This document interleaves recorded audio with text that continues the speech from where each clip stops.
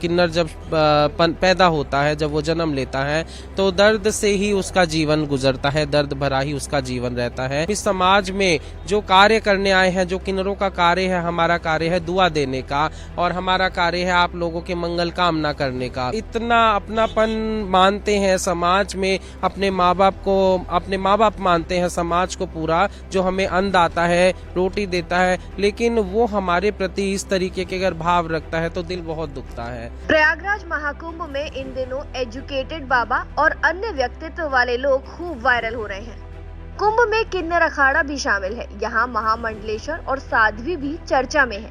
श्रद्धालु जिनका आशीर्वाद लेने के लिए पहुँच रहे हैं। महामंडलेश्वर उच्च शिक्षित है, IT के क्षेत्र में जॉब कर चुकी हैं।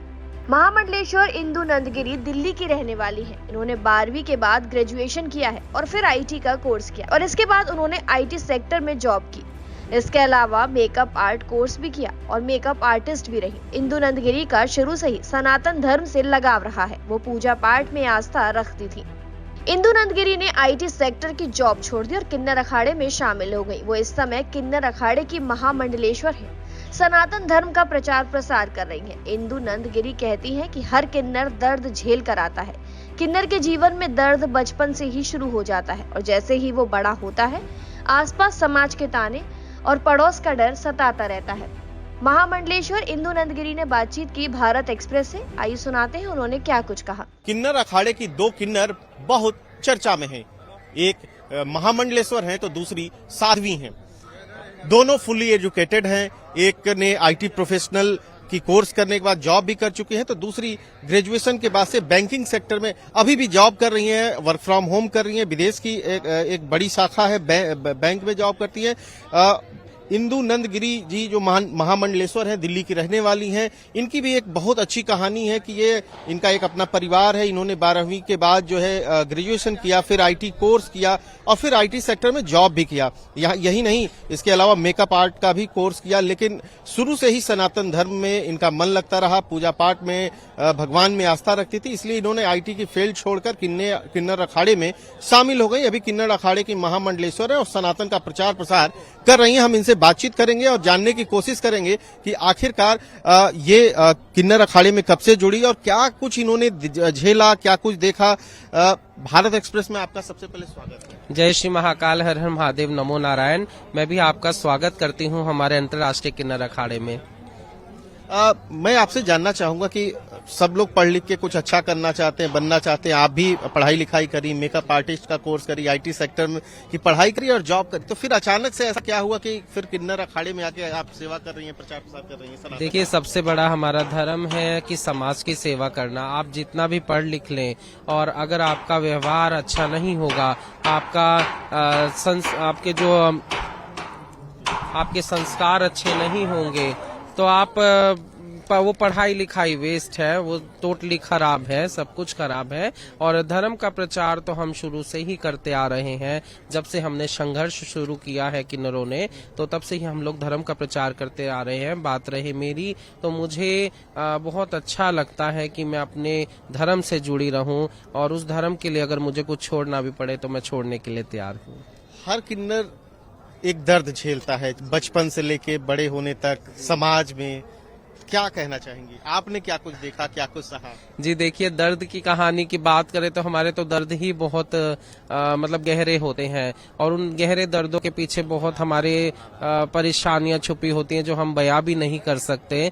तो एक छोटे से वर्ड में ही कहना चाहूंगी कि किन्नर जब पैदा होता है, जब वो जन्म लेता है, तो दर्द से ही उसका जीवन गुजरता है, दर्द भरा ही उसका जीवन रहता है। और ये समझ लीजिए कि अगर जहां सुने कि एक किन्नर पैदा हो गया, तो ये समझ लीजिए कि उस किन्नर को हर दर्द से, हर परेशानी से गुजर के जाना पड़ता है।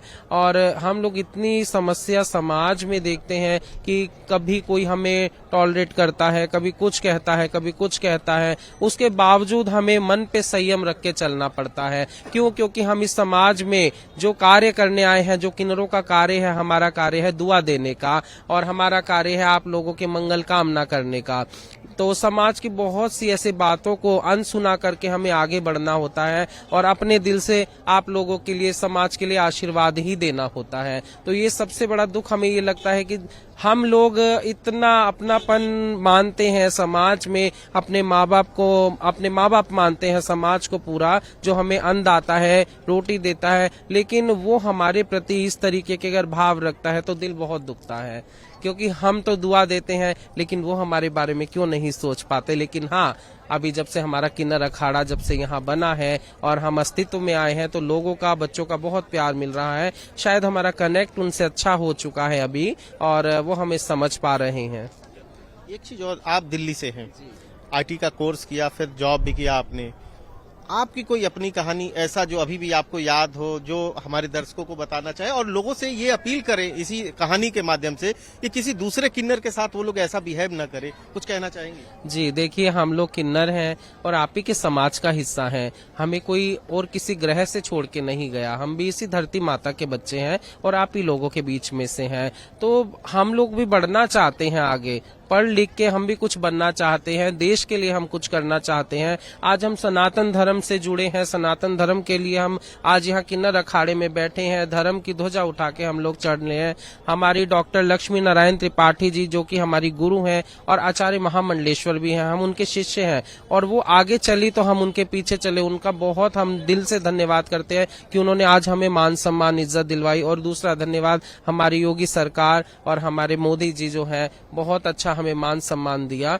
हाँ, मैं ये हाथ जोड़ के आप सबसे विनती करती हूँ कि अगर हमारे जैसे बच्चे हों तो उनको अपना लीजिए। क्यों? क्योंकि हमारे अंदर एक बहुत ही ममता भरा दिल होता है, हम भी कुछ करना चाहते हैं और अगर आप लोगों का और हमारे माँ बाप का हमें सपोर्ट मिलेगा तो हम अच्छे मुकाम पे ही पहुँचेंगे। आपका अपना परिवार है, बातचीत होती है? जी बिल्कुल होती है। इवन मेरे परिवार वाले मेरे साथ ही रहते हैं और मेरे साथ ही आते जाते हैं। वो मुझे बहुत प्यार कौन करते हैं। कौन है? मेरे घर में मेरी मम्मी है, मेरे पापा हैं, मेरी 2 बहनें हैं और एक बहन शादीशुदा है, उसकी 2 बेटियां हैं बहुत प्यारी, जो मुझे बहुत प्यार करती हैं और मेरी बिना रहती नहीं है।